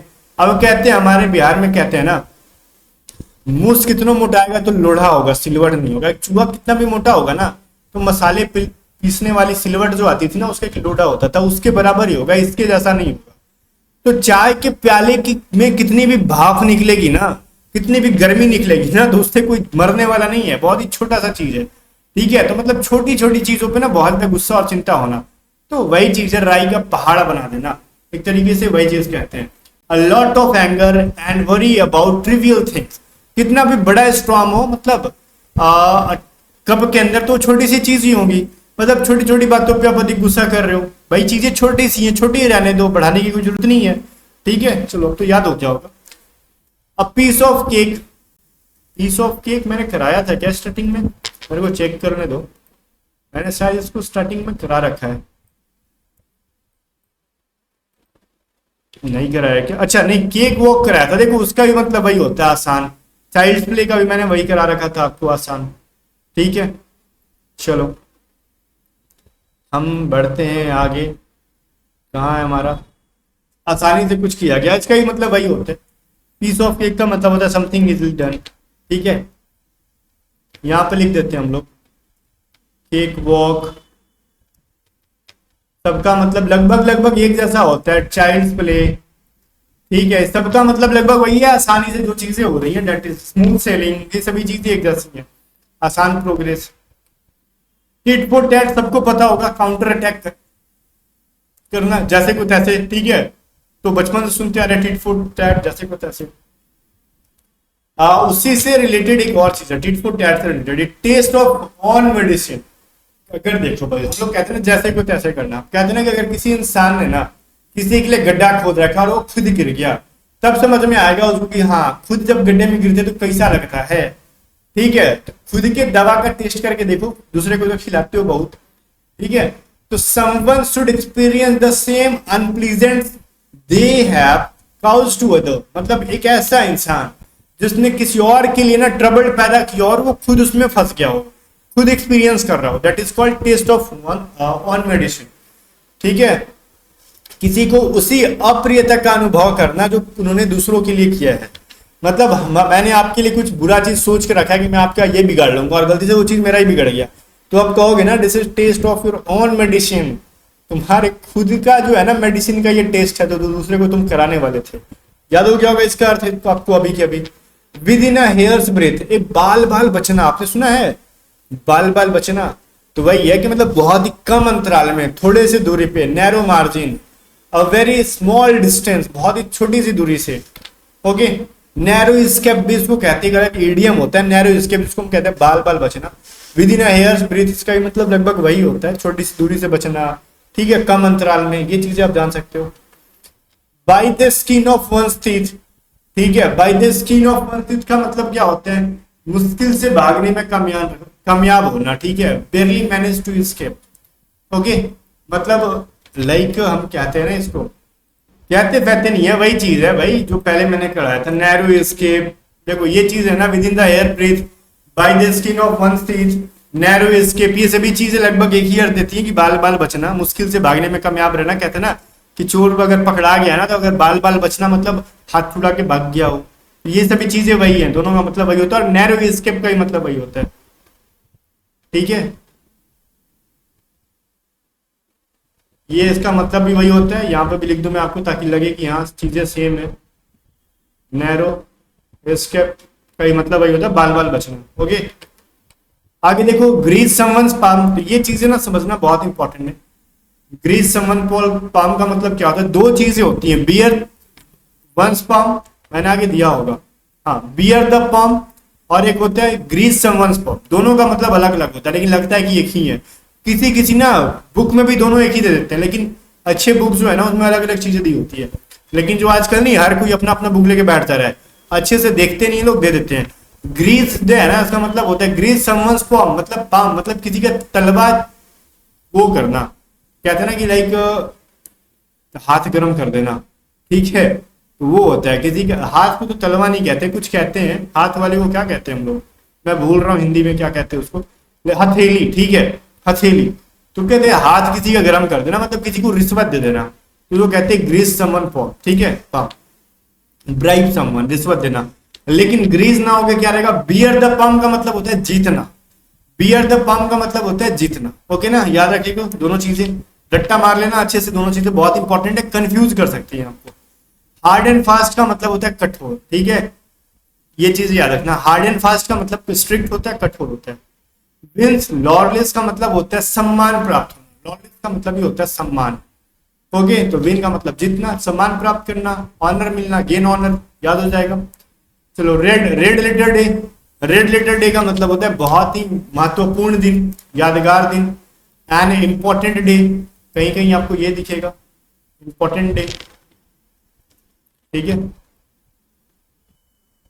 ये चीजें हो सकती हैं, महत्वपूर्ण दिन, ठीक है ना, तो ये सब चीजें याद रखना। रेड लेटर डे का मतलब, रेड लेटर डे का मतलब होता है महत्वपूर्ण दिन, मेमोरेबल डे, यादगार दिन, सब चीजें वही है। रीड बिटवीन द लाइंस का मतलब रिसेंट सीरियल में भी आया था, ये एयरफोर्स में भी आया था, ये नेवी में भी आया था। रीड बिटवीन लाइन का मतलब होता है छुपा हुआ अर्थ समझ लेना, कुछ ऐसा समझना जो कि एक मुस्त नहीं की क्या लिखा है भाई टाइपिंग में, मैं पढ़ के मस्त हो जा रहा हूँ, टाइपिंग वाले भाई ने क्या कर रखा है मेरा ये। अब चीजों को मैंने ठीक कर दिया। देखो होता है ना, जो बात सीधे तौर पर ना कही गई उसे समझ लेना, या फिर किसी भी सेंटेंस के छुपे हुए अर्थ को समझ लेना, ठीक है। Understand something that is not said और आउटराइट, ठीक है। तो मतलब जो चीजें कही नहीं गई, जो चीजें आपको बताई नहीं गई, फिर भी आप समझ लेते हो, that is called read between the lines, चीजों का छिपे हुए अर्थ को समझ लेना। ओके, क्या समझोगे, एक चीज और लिख लो, इसका मतलब होता है हिंदी, छिपे हुए अर्थ को समझ लेना, ठीक है, अर्थ को समझ लेना। ओके, आगे बढ़ते। डोंकीज ईयर, गधों का दिन, मतलब बहुत ही लंबा समय, लंबे समय तक, याद हो जाएगा ना, डोंकीज ईयर का मतलब होता है लंबे समय तक, लॉन्ग टाइम। आगे बढ़ते हैं, किक इन द टीथ। अब दांत में किक लगेगा तो क्या होगा, मजा तो नहीं आएगा, बहुत निराशा हो जाएगा, ठीक है। ग्रेट डिसअपॉइंटमेंट, मतलब एक किक दे देंगे दांत पे किसी के, तो उसको तो मजा नहीं आएगा, निराश हो जाएगा ना वो इंसान, बाद में मेरे को मारेगा वो चीज अलग है, बट फिलहाल तो निराश हो जाएगा, ले दतवा टूट गया का, अब तो शादियों नहीं होगा, निराशा हो जाएगी उसको, ग्रेट डिसअपॉइंटमेंट। आगे बढ़ते हैं, बीट अराउंड द बुश, ठीक है, बीट अराउंड द बुश का मतलब होता है ना, देखो भाई, जो चीज है ना, मुद्दे वाली बात नहीं कर रहे हम लोग, फालतू की बक बक बक बक कर रहे हैं, जो मुद्दे वाली चीज है वो बोलना भाई, क्यों बीट अराउंड द बुश है, मतलब तुम खाली इधर उधर की बातें कर रहे हो। बीट अराउंड द बुश का मतलब होता है avoid talking about what is important, जो चीजें महत्वपूर्ण है उसके बारे में बात नहीं करना। महत्वपूर्ण के बारे में बात करना, देखो यहाँ पे भी हिंदी में एरर है, मैं इसको ठीक कर देता हूँ, ठीक है। जो महत्वपूर्ण नहीं है उसके बारे में बात करना होता है इसका एक्चुअल मीनिंग। देखो मैंने उसको सुधार दिया। अब इसका मतलब क्या होगा, जो महत्वपूर्ण है उसके बारे में बात करने से बचना, मतलब जो इंपॉर्टेंट चीज है उसके बारे में बात नहीं करना, आलतू फालतू की चीजों के बारे में बात करना। ओके, आगे देखो, लायन शेयर, शेर का हिस्सा शेर का हिस्सा नहीं होता, मतलब बहुत बड़ा हिस्सा, सबसे बड़ा हिस्सा, ठीक है, या फिर बड़ा हिस्सा, ठीक है ना, याद हो गया। लायन शेयर का मतलब होता है बड़ा हिस्सा। कहते हैं इस कंपनी में मेरी लायन शेयर है, मतलब बहुत ज्यादा हिस्सा इस कंपनी के अंदर है मेरा, या फिर इस गांव में मेरा बहुत ज्यादा हिस्सा है, वगैरह वगैरह चीजें याद रखोगे। एट लुगरेट, लुगरेट का मतलब होता है ना कि किसी के साथ ना बहुत ही दुश्मनी होना, मतलब खटपट होना, कला जैसा होना, सहमत ना होना, डिसएग्री होना, ठीक है, ये चीजें हो सकता है, ठीक है।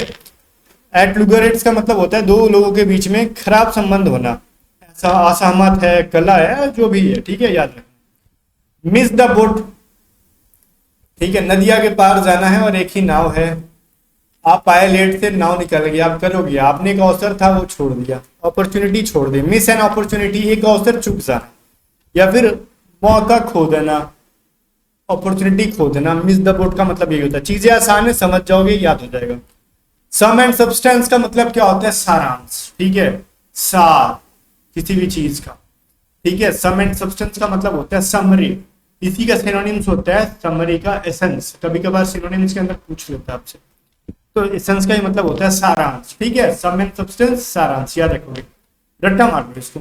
एप्पल ऑफ वंस आई, किसी की आंखों का सेव होना नहीं, इसका मतलब होता है बहुत प्यारा होना, दुलारा होना, एडरेबल होना, वेरी डियर होना, प्रिय होना, ठीक है, अति प्रिय। एप्पल ऑफ वंस आई याद हो गया होगा आपको, दुलारा होना, प्यारा होना, वेरी डियर होना। कुछ कुछ चीजें काफी आसान होती है। क्रोकोडाइल टीयर, मगरमच्छ के आंसू, अब आपने सुना होगा हिंदी में, मगरमच्छ वाली आंसू ना बहा, मेरे को पता है तेरे को कोई दुखों के नहीं है, दिखावटी के आंसू बहा रहा है। तो क्रोकोडाइल टीयर का मतलब क्या होता है, दुख का दिखावा करना, एक्चुअली में उसको कोई दुख नहीं है, प्रिटेंड कर रहा है, शो ऑफ कर रहा है, ठीक है, कुछ उसको दुख वुख नहीं है, अंदर से मजे हैं भाई के। जैसे कुछ होता है ना, किसी रीजन में आप किसी वैकेंसी के अंदर छट जा रहे हो, दोस्त कह रहा है ओ भाई तेरा तो नहीं हो पाया, बहुत बुरा लगा, लेकिन एक्चुअली में बंदा मस्त है, चल मैं तो बेरोजगार, ही भी बेरोजगार, साथ में अगली बार तैयारी करेंगे, एक्चुअली में मस्त है वो, मुंह पे भले कुछ भी बोले, that is called crocodile tears, ठीक है। आगे बोलो। 73 है, it's all Greek to me, ये जो भी चीज है ना मेरे लिए ग्रीक है। ग्रीक का मतलब होता है ना, जैसे मैं वो देश के बारे में, ग्रीस का मतलब नहीं है वो, मैं ग्रीक बोल रहा हूँ, इसका एक फ्रेज है, ऑल ग्रीक टू मी, मतलब ये जो भी चीज है ना मेरे लिए कुछ भी समझ में आने वाली चीज नहीं है, बहुत ही अजीब विचित्र चीज है मेरे लिए वो। तो इसका मतलब होता है सब वो चीज आपके लिए ना, कुछ समझ में जो चीजें नहीं आ रही है, I can not understand anything, that is called it is all Greek to me, कुछ भी समझ में नहीं है। ओके, याद हो गया। पुल अ लॉन्ग फेस, ठीक है, लॉन्ग फेस कब बनाते हो, मुंह लटका लेते हो, कब, जब आप दुखी होते हो तो मुंह लटका लेते हो, जब स्माइल होता है ना तो चेहरे आपकी जो जॉलाइन ऊपर की तरफ जाती है, जब आप दुखी होते हो तो सारा मुंह का मुंह लगता है कि लटका हुआ नीचे की साइड, चेहरा लंबा दिखने लगता है। पुल अ लॉन्ग फेस, लंबा चेहरा बना लेना, मतलब सैड दिखना, दुखी होना। इमेजिन करो अपने बारे में, जब दुखी होते हो तो कैसे मुंह बना लेते हो, सुअर की तरह। आगे बढ़ते हैं। 75 नंबर, मैं मजे मजे में बोल देता हूँ, दिल पर नहीं लेने का। बेड ऑफ रोजेस, देखो भाई दो चीजें होती है, bed of roses, bed of thorns, दोनों चीजें मैंने देखी। बेड ऑफ थॉर्न्स होता है कांटा होता है, थॉर्न्स का मतलब रोज मतलब गुलाब। एक बेड पे गुलाब बिछाई गई है, ले भैया अब इससे आसान क्या चाहिए, बहुत ही खुश भरा दिन है, प्लीजेंट कंडीशन है, जीवन में सुख है। और एक के बेड पे कांटे बिछाए हैं, ठीक है, डिफिकल्ट सिचुएशन है, अनकंफर्टेबल सिचुएशन है, तो ये तो ऐसे ही याद हो गया होगा, असुविधाजनक, ठीक है। आपने सुना है ना कि आपकी असुविधा के लिए खेद है क्योंकि पूरा सिस्टम में छेद है, वही चीज है बेड ऑफ थॉर्न्स, डिफिकल्ट और अनकंफर्टेबल सिचुएशन, एक कठिन और असुविधाजनक स्थिति। और रोजेज रहेगा, बेड ऑफ रोजेज मतलब अच्छा दिन गुजरना, मतलब सुख से भरा दिन। ग्रीन आइड, किसी की आंखें हरी हरी है, मतलब वो जल रहा है, देख के जलने पे तो लाल लाल हो जाता है, ठीक है, चेहरा उसका। लेकिन गाइज यहाँ पे होता है ग्रीन आइड का मतलब होता है ना ईर्ष्यालु इंसान, जो आपको देख के जले, ठीक है, जल से टाइप का इंसान। ओके, हाँ, झील का देखना, एक जेड से होता है और एक जे से होता है। जे वाले का मतलब होता है ईर्ष्या करना, जेड वाले से मतलब होता है उत्साह करना, ठीक है, उत्साह में रहना। दोनों में फर्क है, थोड़ा सा ध्यान देना। ये होमोनिन क्या इसको कहते हैं हम लोग, होनो में क्या इसको, होमोनिम्स, ठीक है ऐसे कहते हैं इसको। जैसे सिनोनिम्स होता है ना, होमोनिम्स का मतलब होता है बोलने में एक जैसे हैं बट अर्थ अलग अलग निकल रहे हैं। आगे देखो व्हाइट एलिफेंट, एलिफेंट का मतलब क्या होता है, देखो कई हमारे यहाँ जो होती है ना ब्राउन एलिफेंट्स, ठीक है, जो कि काई कलर की होती है जनरली, तो वो महंगी तो ज्यादा होती नहीं है, सस्ती भी होती हैं, और लोग उन पे ना सर्कसों में नचा लेते हैं उनको, उन पे सवारियां कर लेते हैं, कहीं कहीं सामान ढुआ लेते हैं, वो काम भी कर देते हैं। लेकिन जो व्हाइट एलिफेंट होता है ना वो महंगा भी आता है और वो किसी काम का भी नहीं होता। दे दोगे पीठ पे ना कुछ भारी लेके बैठ जाएगा, बात तो काम तो सामान ढोएंगे, ये सब काम है हमारा, ऐसा बोलेगा वो, ठीक है, मतलब महंगा भी है और फालतू भी है, किसी काम का भी नहीं है व्हाइट एलिफेंट, इसीलिए कहते हैं कॉस्टली बट यूजलेस। महंगा तो है लेकिन बेकार है, हटाओ उसको, थाईलैंड में मिल जाएंगे ये। The best of both worlds, ठीक है, बेस्ट ऑफ बोथ वर्ल्ड्स कहते हैं ना कि हमारे दोनों हाथ में लड्डू हैं भाई, मतलब तुम्हारे मौज ही मौज है, ठीक है, मतलब चारों तरफ से या फिर दोनों तरफ से तुम्हारे कुछ अच्छी चीजें मिल रही हैं, लाभ है, ठीक है। An advantages situation from two different thing at a time, मतलब दोनों तरीके से आपको एडवांटेज हो रहा है, कहते हैं ना कि दोनों तरफ से मेरा ही फायदा हो गया, that is called the best of both worlds. तो ये थोड़ा सा रट्टा मार है ना, इंपॉर्टेंट है और थोड़ा डिफिकल्ट भी है, आप भूल भी सकते हो बार बार, तो इसको थोड़ा सा हाईलाइट करके रट्टा मारना। गेट अवे का मतलब होता है भाग जाना, चले जाना, लीव हो जाना, ठीक है, इजी है, याद हो गया होगा। आगे अंडर द वेदर, अब एक चीज और समझना, एक होता है बी अंडर अ क्लाउड, देखना दो नीचे मैंने हाईलाइट कर रखा है, दोनों एक जैसे चीजें हैं, बी अंडर ए क्लाउड और एक होता है under under the weather. Under the weather का मतलब होता है फीलिंग इल, मतलब बीमार होना, ठीक है, अंडर द वेदर का मतलब होता है बीमार होना, और बी अंडर ए क्लाउड का मतलब होता है ना, मतलब आप शक के घेरे में होना, ट्रस्ट वर्दी होना, अनट्रस्ट वर्दी होना, मतलब आप पे विश्वास नहीं किया जा सकता, अविश्वसनीय होना। तो ये दोनों चीजें हैं, रट्टा मार लो, दोनों में कंफ्यूज मत होना। 82 में देखो स्टार्ट फ्रॉम स्क्रैच, स्क्रैच का मतलब होता है एकदम स्टार्टिंग से स्टार्ट करना, ठीक है, शुरुआत से शुरू करेंगे। क्या हो गया, स्टार्ट फ्रॉम स्क्रैच का मतलब हो गया शुरुआत से शुरू करेंगे, एकदम स्टार्टिंग से स्टार्ट करेंगे। कहते हैं ना, अगर मान लो मैं मैथ पढ़ाने आ रहा हूँ, डायरेक्टली मैंने स्टार्ट कर दिया परसेंटेज, परसेंटेज में मैंने क्वेश्चन कराने लगे, मैंने कुछ पढ़ाया उड़ा नहीं, तो बोलोगे सर स्क्रैच से स्टार्ट करो परसेंटेज को, मतलब एकदम शुरू से बेसिक से स्टार्ट करो, तो उसी को कहते हैं स्टार्ट फ्रॉम स्क्रैच, शुरुआत से शुरू करना। फिर अपिनाम्स, अपिनाम्स का मतलब होता है ना किसी के खिलाफ ना बगावत करना, कड़ी विरोध करना, कड़ा विरोध करना, प्रोटेस्ट करना शुरू कर देना, ठीक है, किसी के खिलाफ। अपिनाम्स का मतलब होता है किसी के अगेंस्ट में जाके विरोध शुरू कर देगा, okay. To bite the bullet, अब देखो मैं आपको एग्जांपल दे रहा हूँ, ठीक है, रियलिटी चीज का कोई मतलब नहीं है, बस समझने के लिए। बुलेट मान लो ये बंदूक की जो गोली है अब निकल के जा रही है, या फिर आपको मैंने निकाल के दी, ले पकड़, तो कह रहे हो ना मैं इसको दांत से काट दूंगा, अब इतना आसान है, बुलेट जो गोली है उसको दांत से काट दोगे तो बहुत ही मुश्किल कठिन काम है ना, कि आप कह रहे हो मैं काट के दिखा दूंगा, मैंने कहा ले काट के दिखा, बोल रहे हाँ मैं काट के दिखा दूंगा, मतलब बहुत ही डिफिकल्ट टास्क को करने का निर्णय ले लिया आपने, ठीक है, कह रहे हो हम बुलेट को बाइट कर लेंगे, पॉसिबल नहीं है। Decide to do something difficult, कुछ कठिन करने का निर्णय ले लेना, ठीक है, आगे बढ़ते हैं। 85 कह रहा है मैन ऑफ लेटर्स, अब ऐसा नहीं कि जो पत्र बांटा हो, अब पोस्टमैन भी ऑप्शन में डाल देगा, ठीक है, पोस्टमैन ऑप्शन में डाल देगा, बहुत बच्चा पोस्टमैन मार देगा, अच्छा लेटर वाला आदमी पोस्टमैन होगा, पत्र बांटने वाला, वैसा कुछ नहीं है, पोस्टमैन जिसका दूर दूर तक लेने का लेना देना नहीं है कुछ भी। मैन ऑफ लेटर्स का मतलब होता है विद्वान इंसान, स्कॉलर होना। क्या होता है, विद्वान होना, स्कॉलर, स्कॉलर का मतलब होता है विद्वान होना, ओके, याद रखना। जंप द गन, अभी रिसेंट में आया रहा था, एसएससी के एग्जाम में भी आया था ये, जंप द गन का मतलब होता है जल्दी से शुरू कर देना, ठीक है, किसी की काम को, ओके ना, समय से पहले काम करना, that is called start something too soon, okay ना, जल्दी शुरू करना, जंप द गन, ये चीज समझना आप थोड़ा। 87 होता है chip off the old block, हाँ ये वाला एफकेट के अंदर आया था, ये मैं श्योर हूँ, ये 100%, ये वाला एफकेट के अंदर आया था, chip off the old block, ठीक है। ओल्ड ब्लॉक का मतलब होता है पुराना कोई एक टुकड़ा है, उसका एक चिप निकाल के हमने धरा दिया, मतलब उसमें से कुछ उखाड़ के दे दिया, मतलब someone who is resembles their parents, एक ऐसा इंसान जो अपने पेरेंट की तरफ, माता पिता के मेल करता हो, शकल में, गुण में, किसी भी चीजें से, ठीक है। तो याद रखना बहुत VBI है ये, एयरफोर्स ने भी कोस्ट गार्ड के अंदर 100% पूछ ले, जिससे उसमें भी पूछ ले, तो ये जितने भी 100 चीजें मैंने दी है ना आपको याद रखना ही रखना है इनको।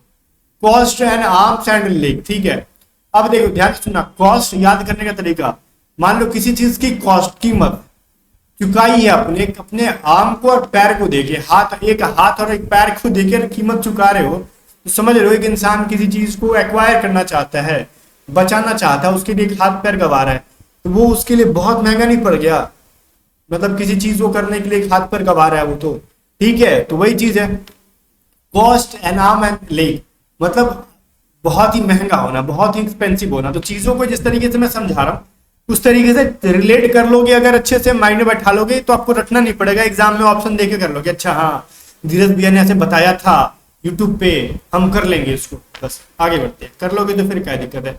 Once in a blue moon, अब ब्लू मून किसको कहते हैं ये बताओ, ब्लू मून कहते हैं किसको हम ये बताओ। जैसे एक महीना में 2 पूर्णिमा हो गया ना, तो दूसरी पूर्णिमा में जो, अगर एक ही महीना में 2 पूर्णिमा हो गया तो दूसरी पूर्णिमा को ब्लू मून कहते हैं, ब्लू मून कहते हैं। तो ये चीज तो पॉसिबल नहीं है हर बार कि हर बार एक महीने में 2 बार पूर्णिमा आ जाए, तो कभी कभार होने वाली चीजें, मुश्किल चीजें, वेरी रेयरली, ओके, याद रहेगा आपको। चीजें जो मैं समझा रहा हूं वो समझ गया, ब्लू मून का मतलब अपना मन फटाक से आंसर कर दोगे, अच्छा इसका तो मतलब ही अटपटा होता है, जो चीजें हमेशा पॉसिबल नहीं है, कभी कभार होने में, वेरी रेयरली, मुश्किल से कोई चीज हो रहा है। चाइल्ड्स के लिए मैंने बताया था स्टार्टिंग में, इजी टास्क, आसान काम, आगे बढ़ते। स्नेल्स स्पेस, स्नेल्स का मतलब क्या होता है, घोंघा, घोंघा कितना प्यार प्यार से धीरे धीरे चलता है, टुपुक टुपुक टुपुक, इतना आराम आराम से चलेगा, that is called very slow, बहुत धीमी गति से। स्नेल्स का मतलब पता होना चाहिए, स्नेल का मतलब होता है घोंघा, और स्नेल्स मतलब घोंघा का स्पेस गति, तो बहुत धीरे धीरे, okay. I era to take with a pinch of salt, ठीक है, कोई चीज को एक्सेप्ट करना लेकिन पिंच ऑफ साल्ट से, मतलब डाउट में होना, मतलब शक करना किसी चीज पे, ठीक है, किसी भी चीज पे शक करने को कहते हैं take with a pinch of salt, ठीक है। डाउट द ट्रूथ और वैल्यू ऑफ समथिंग, किसी भी चीज पे आप शक कर रहे हो उसको कहते हैं, बस शक करना याद रखो ना, टेक पिंच, मतलब इसके लैंग्वेज में नहीं था, और समझो, शक करने का अर्थ में ये होता है पिंच ऑफ सॉल्ट, ठीक है। आगे बढ़ो। हिट द सैक का मतलब होता है सो जाना, गो टू स्लीप या फिर गो टू द बेड, कुछ भी हो सकता है इसका मतलब, सो जाने के अर्थ में होता है हिट द सैक का मतलब, ओके। अच्छा एक चीज ना मैं आपको और बताता हूँ यहाँ पे, गेट द सैक कंफ्यूज कर देगा, पता है आप रट के जाओगे हिट द सैक और एग्जाम वाला पूछ देगा गेट द सैक, क्योंकि हम तो पढ़े ही हैं, आंसर कर देंगे गो टू स्लीप, कर देंगे जो बेटा निकल यहाँ से, स्लीप हो जा, इसका मतलब होता है ना नौकरी से निकाल देना, नौकरी से निकाल देना, ठीक है। दोनों में कितना फर्क है ना, बोलोगे हाँ जी बात तो सही है आपकी, दोनों में फर्क है, तो इसका मतलब क्या हो गया, डिसमिस्ड कर देना, डिसमिस्ड फ्रॉम जॉब, ठीक है, नौकरी से निकाल देना। हिट द सैक सुध जाना, गेट द सैक नौकरी से निकाल देना, फर्क है, फर्क है। ऑप्शन चॉइस, ऑप्शन चॉइस का मतलब होता है ना कि कोई मतलब अदर ऑप्शन नहीं है, जो है लेना ले, उधर निकल, ठीक है। जैसे कुछ दुकान पे जाते हो ना, आपको मजबूरी है कि आपको आज कपड़े लेने हैं, कहीं जाने हैं, और दुकान पे एक ही जींस है, एक ही टाइप के 4 जींस है, दूसरा टाइप है ही नहीं, डिजाइन है नहीं, मजबूरी है लेना है तो लो, अदरवाइज कैसे पुराने पहन के जा सकते हैं, कोई अदर ऑप्शन नहीं है, यही लेना ही पड़ेगा मजबूर होके, ठीक है। दिल लेना ही पंदा है, दिल लेना ही पंदा, वही चीज है, मजबूर हो गए हैं, ठीक है। तो a choice forced upon someone to choice, या फिर नो चॉइस एट ऑल, मतलब कोई अदर चॉइस ना हो, या फिर एक ऐसा चॉइस जो किसी को फोर्स कर, अब यही कर भाई, दूसरा कोई ऑप्शन नहीं है, कोई विकल्प नहीं है, ठीक है। चलो 95 करें, running around in circles, running around the circles का, देखो भाई एक सर्कल है, ध्यान से सुनना, अब इसके चारों तरफ दौड़ते रहोगे, क्या कुछ मिलेगा, कुछ नहीं मिलेगा, इसका छोरे नहीं मिलेगा, मतलब एक ही काम को किए जा रहे हो, कुछ मिल नहीं रहा है, कुछ उसका रिजल्ट नहीं आ रहा है, फिर भी किए जा रहे हो, that is called running around in circles, ठीक है। मतलब बिना कुछ हासिल किए कहीं चीज करते रहना या उसके बारे में बात करते रहना, टू कीप डूइंग इट और talking about the same thing without achieving anything, कुछ मिल नहीं रहा है फिर भी उस काम को कर रहे हो, उसको कहते हैं रनिंग अराउंड इन सर्कल्स, कुछ हासिल नहीं होता उससे। स्ट्रेन एवरी नर्व, इसका मतलब कहते हैं ना कि हर चीज, जैसे मैंने स्टार्टिंग बोला था ना, क्या बोला था मैंने, नो स्टोन अनटर्न्ड, ठीक है, ये चीजें मैंने बोला था, नो स्टोन अनटर्न्ड, मतलब ऐसा कुछ भी छोड़ना बाकी रह गया हो, बाकी नहीं, हमने हर चीज पॉसिबल जो चीजें थी कर लेना, तो उसी को कहते हैं strain every nerve. Try extremely hard to do something, कुछ करने के लिए बेहद कोशिश करना, ठीक है, मतलब हर चीजों को प्रयास कर लेना है, जो कहते हैं स्ट्रेन एवरी नर्व, ठीक है। चलो फेस द म्यूजिक बहुत भी आई है, बहुत बार पूछा गया, मतलब हर साल में 2 बार पूछ ही लिया जाता है इसको, इतना प्यारा सा आइडिया में। मतलब अप्रिय परिणाम को स्वीकार करना, एक्सेप्ट अनप्लीजेंट कॉन्सिक्वेंसेस, ठीक है। मतलब फेस द म्यूजिक, अगर कुछ आपने गलत काम करा क्या, उसको उसको सजा वगैरह मिल रहा है तो उसको परिणाम, उसका परिणाम को एक्सेप्ट करो उसका, और क्या। एट सॉरी ऑल एट सी का मतलब होता है ना दुविधा में होना, ठीक है। ऑल या फिर इसको कहते हैं पजल्ड हो जाना, ठीक है, दुविधा में होना, चकित हो जाना, कंफ्यूज हो जाना, नेबल टू डिसाइड, कुछ डिसाइड नहीं कर पा रहे हम लोग, भ्रमित है, निर्णय नहीं ले पा रहे। अलॉट सी होता है, ठीक है। To be puzzled, to be perplexed, ये सभी चीजें होती हैं, लिख लेना। 99 में कह रहे हैं डाई इन हार्डनेस, नौकरी में रहते हुए मर जाना, ठीक है, काम करते हुए मर जाना या फिर नौकरी में रहते हुए मर जाना, ठीक है, मर जाना। हमने जो पढ़ा वो पढ़ा था आपको। डाई इन हार्डनेस का मतलब है डाई वाइल स्टिल वर्किंग है, सर्विंग, या फिर सर्विंग भी लिख सकता है, वर्किंग भी लिखता है। कहीं आप जॉब में हो और जॉब के दौरान ही आपकी डेथ हो जाती है, that is called die in hardness. Okay, याद हो गया। इन ब्लैक एंड व्हाइट का मतलब होता है रिटन फॉर्म में होना, ये चीज आपको याद हो गया होगा। ब्लैक एंड व्हाइट मतलब रिटन फॉर्म में, लिखित अवस्था में होना, लिखित रूप में होना, इजी है। लास्ट, इन अ नटसेल, ठीक है। इन अ नटसेल का मतलब होता है संक्षेप रूप में, वेरी ब्रीफली, कंसाइज, ठीक है। कंसाइज का मतलब होता है संक्षेप, ये सभी सिनोनिम से ब्रीफली के, ठीक है ना। तो ये चीज होता है। मैंने आपको जो चीजें दी समझा दी, 101 नहीं, मैंने 101 से ज्यादा करा दिया, कितने की तो 2-2-3 बताया भी थे आगे चल के। तो ये सभी चीजें आपको रटनी है, जो मस्ट बीबीआई थी। और पोस्ट गार्ड एयरफोर्स का भी अगर किसी को बैच लेना है, लास्ट टाइम में बैच ले लोगे, फायदे में रहोगे, बिकॉज अगली बार जो नई बैचेज आएगी वो अराउंड 100 के करीब होंगी, तो वो चीजें महंगी होगी, बट कुछ चीजें अलग नहीं होती हैं, कॉन्सेप्ट सारे वही रहेंगे। बट अगर आप पहले से प्रिपरेशन स्टार्ट कर दोगे, अगली बार के लिए भी अगर इस बार अच्छी रही प्रिपरेशन है, तो ये बैचेज आपके लिए बहुत हेल्पफुल होगी। हमारी जो नई मॉक टेस्ट आएंगी पुरानी बैचेज में ऑलरेडी ऐड कर दिए जाएंगे, तो इसके लिए रेडी रहो। बाकी आप एटीडी स्टडी आपको डाउनलोड कर सकते हो। और हाँ, इस वीडियो को लाइक करके ना शेयर कर देना, नमक हलाली नहीं करने का, ठीक है ना। आपके लिए मैंने मेहनत की, आप थोड़ा सा मेहनत कर दो, बस शेयर कर दो जितने भी एस्पिरेंट्स हैं उनके साथ, जितने भी कॉन्टैक्ट में है, ठीक है। इस मिलते नेक्स्ट वीडियो में, तब तक बाय बाय। एटीडी स्टडी को सब्सक्राइब करो, वीडियो को लाइक करके शेयर कर दो।